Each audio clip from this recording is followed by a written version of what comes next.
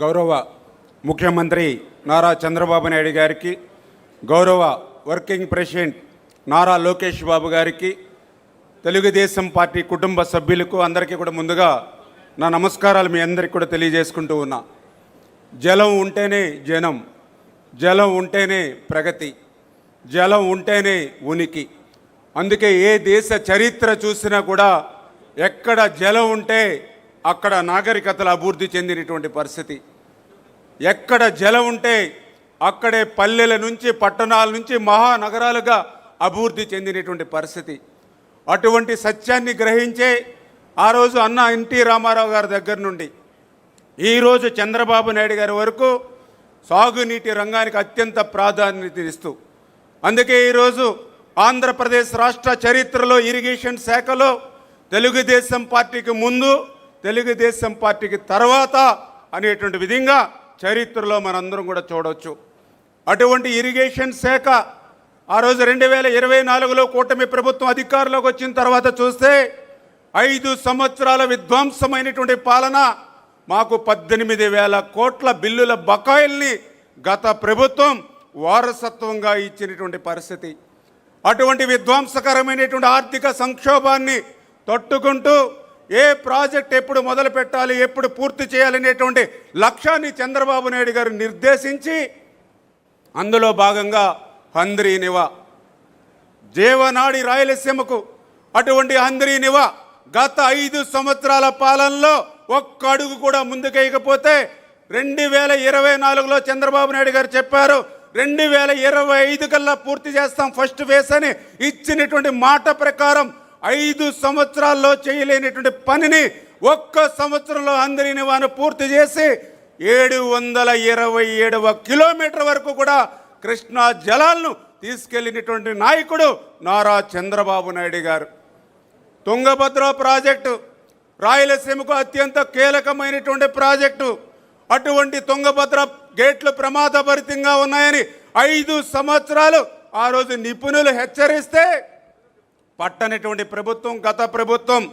కానీ ఈ దాని పర్యవసనంగా 2024లో చూసాం 19వ గేటు కొట్టుకుపోతే కర్ణాటక ప్రభుత్వం సైతం చేతులెత్తేస్తే చంద్రబాబు నాయుడు గారు అప్పటికప్పుడు కన్నమనాయుడు గారిని పంపించి వాటర్ ఫ్లో అవుతుండగానే గేటును పునర్నిర్మాణం చేసి 80 టీఎంసీల నీటిని కాపాడడమే కాదు, ఈరోజు మొత్తం 33 గేట్లు కూడా కొత్తవి ఏర్పాటు చేసి రేపు జూన్ నెలలో పాటిల్ గారు కర్ణాటక మన రాష్ట్ర ముఖ్యమంత్రులు ప్రారంభిస్తున్నారనంటే అది రాయలసీమకు ఈ ప్రభుత్వం ఉన్నటువంటి కమిట్మెంటు. శ్రీశైలంలో నీళ్లుంటేనే మరి రాయలసీమకు నీళ్లుంటాయి. అటువంటి శ్రీశైలం ప్లంజిపూలు ప్రమాదభరితంగా ఉంటే 5 సంవత్సరాలు పట్టించుకోవాలా. కానీ ఈ ప్రభుత్వం 203 కోట్లు పెట్టి ఈవేళ శ్రీశైలం మరామతులు పనులు చేస్తూ ఉన్నాం. ఈ రకంగా హెచ్ఎన్ఎస్ఎస్, జిఎన్ఎస్ఎస్, గోరకల్లు, తుంగభద్ర, శ్రీశైలం ఇట్లా ప్రతి ప్రాజెక్టు కూడా మరి ఈరోజు ఈ ప్రభుత్వం ముందుకు తీసుకెళ్తూ ఉంటే మరి రాయలసీమ బిడ్డ అని చెప్పుకునేటువంటి వ్యక్తి రాయలసీమకి ఎందుకు వెన్నుపోటు పొడిచాడో ఈవేళ ఆ యొక్క మరి గొడ్డల పార్టీ నాయకుడు సమాధానం చెప్పాల్సిన అవసరం ఉంది. పోలవరం 72% పూర్తి చేశారు ఆ రోజు 2019లో. ప్రభుత్వం మారకుండా ఉంటే 2020, 2021కి పూర్తి ఉండేది. కానీ దురదృష్టం ప్రభుత్వం మారింది, పోలవరం విధ్వంసమైంది, డయాఫ్రమల్ ధ్వంసమైంది.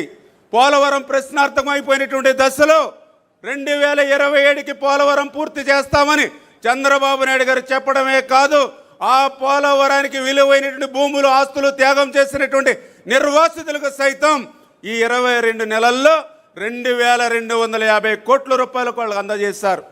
ఆ రోజు 2017లో కూడా 700 కోట్లు ఇచ్చారు. ఈరోజు నిర్వాసితులు చెప్తూ ఉన్నారు ఈ రోజు చంద్రబాబు ఉండగానే మాకు డబ్బులు వచ్చాయి తప్ప 19, 24, 5 సంవత్సరాల్లో ఒక్క చిల్లి గవ్వ కూడా రాలేదని ఈవేళ నిర్వాసితులు చెప్తున్నటువంటి పరిస్థితి. వెలిగొండ పూర్తవనటువంటి ప్రాజెక్టుని పూర్తయిందని జాతికి అంకితం దగా మోసం చేస్తే ఈరోజు ఈ కూటమి ప్రభుత్వం అటు హెడ్ వర్క్స్ ఏదైతే ఆ యొక్క lining, benching, TBM machine, feeder canal, Nallamala Sagar R&R 900 కోట్లు, ఈ రకంగా 2,500 కోట్ల రూపాయలు ఈ యొక్క 2 సంవత్సరాలనే ఖర్చు పెట్టి రేపు 2026 కల్లా పూర్తి చేసేటువంటి లక్ష్యంతో ఈరోజు చంద్రబాబు నాయుడు గారు పనిచేయడం.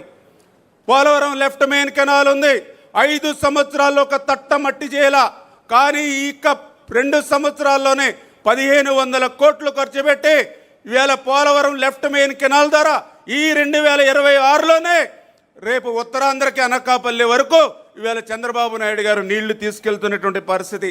ఈ రకంగా 23 నెలల్లోనే 23,000 కోట్ల రూపాయలు ఈరోజు ఇరిగేషన్కి పెట్టి రాబోయేటువంటి 3 సంవత్సరాల్లో కూడా 36 ప్రాజెక్టుని ప్రాధాన్యత పెట్టి ఇరిగేషన్ క్యాలెండర్ని తన అనుభవంతో రూపొందించినటువంటి నాయకుడు నారా చంద్రబాబు నాయుడు గారు అనే విషయాన్ని సందర్భంగా తెలియజేసుకుంటూ, నదుల అనుసంధానం ఆ రోజే మనవాడు మన తెలుగు బిడ్డ చెప్పాడు కేఎల్ రావు, ఈ యొక్క భారతదేశంలో కరువు కాటకాలు పోవాలని అంటే గంగానది నుండి యమున, యమున నుండి మహానది, మహానది నుండి గోదావరి, గోదావరి నుండి కృష్ణ, కృష్ణ నుండి కావేరి, గార్లెండింగ్ ఆఫ్ రివర్స్ ఉండాలని దాన్ని అందిపుచ్చుకునేటువంటి ముఖ్యమంత్రి మన చంద్రబాబు నాయుడు గారు.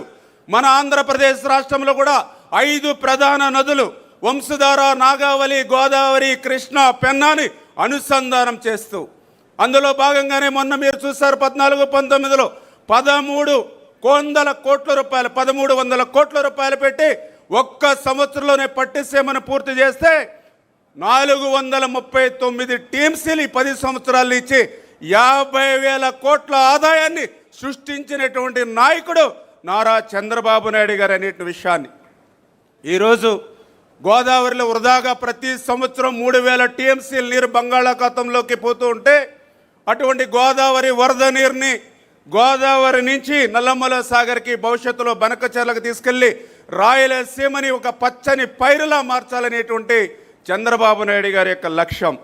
అదేవిధంగా వంశధార, నాగావళి అనుసంధానానికి నేరేడి బ్యారేజ్ నిర్మాణం చేసి ఉత్తరాంధ్రకి కళ సాకారం చేయాలనేటువంటి ఆలోచన. అంటే ఈ రకంగా చంద్రబాబు నాయుడు గారు అడుగడుగునా కూడా అహర్నిశలు శ్రమించి ఈ ఆంధ్రప్రదేశ్ రాష్ట్రంలో నీరు పారిస్తూ ఉంటే ఈ నీటి కంటే అత్యంత విలువైనటువంటి రక్తాన్ని పారిస్తానని చెప్తూ ఉన్నారు ఈవేళ కూటమి నాయకులు నిస్సిగ్గుగా. మీరు సంపద సృష్టిస్తే నేను నాశనం చేస్తానని చెప్తూ ఉన్నాడు, మీరు కడితే మేము పడగొడతామని చెప్తూ ఉన్నాడు, మీరు కాపాడితే నేను కడదేరుస్తానని చెప్తూ ఉన్నాడు. ఇటువంటి ఉన్మాదంతో ఉన్నటువంటి గొడ్డలి పార్టీకి ఈ ఆంధ్రప్రదేశ్ రాష్ట్రంలో శాశ్వతంగా సమాధి కట్టి మన ఇరిగేషన్ వ్యవస్థకి రేపు బంగారు భవిష్యత్తు కల్పించాలని ఈ మహానాడు ద్వారా మీ అందరినీ కూడా కోరుకుంటూ ఈ తీర్మానాన్ని బలపరుస్తూ ఉన్నా. Thank you.